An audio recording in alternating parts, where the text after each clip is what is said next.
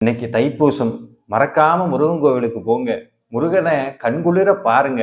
அவன்கிட்ட எதையும் கேட்க வேண்டாம். அவனுக்கு எல்லாமே தெரியும். நம்ம என்ன நினைக்கிறோம், என்ன பேசுறோம், எப்ப முருகான்னு வாய் சொல்லிருச்சோ, எப்ப குமரான்னு மனசு நினைச்சதோ, எப்ப முருகா கந்தான்னு நெத்து நிறைய ஊதி பூசணுமோ, அப்போதே அவன் அடியாருக்குள்ள ஒரு அடியாராக நம்மை தேர்ந்தெடுத்துட்டான்னு அர்த்தம். அதனால நம்மளுடைய குறைகளோ, நம்மளுடைய கவலைகளோ அவனுக்கு தெரியாம இல்ல, நிச்சயமா தெரியும். இருந்தாலும் ஏன் இதெல்லாம் தீராம இருக்கு, ஏன் என்னை விட்டு இதெல்லாம் அகலாம இருக்குன்னா, இது எங்கிருந்தோ வரல, நம்ம தான் ஏதோ ஒரு ஜென்மத்துல பண்ணது நமக்கு திருப்பி வந்திருக்கு. இருந்தாலும் இதை அனுபவிக்கிற விதத்தை நிச்சயமாக முருகப்பெருமான் மாத்துவான். அதற்கு ஒரு வழியை காட்டுறதுக்காகத்தான் இன்னைக்கு நம்மளை கொண்டு வந்து இந்த அற்புதமான தைப்பூசத்தன்னைக்கு அவன் சன்னதியில நிக்க வச்சு அவனை பார்க்கக்கூடிய மிக பெரும் பேற்றை நமக்கு கொடுத்திருக்கிறான். அவனை பார்த்தா போதும், திருப்புகள் பாடினா போதும், எல்லாம் முருகன் பார்த்துக்குவான். கவலைப்பட வேண்டாம், மன சஞ்சலப்பட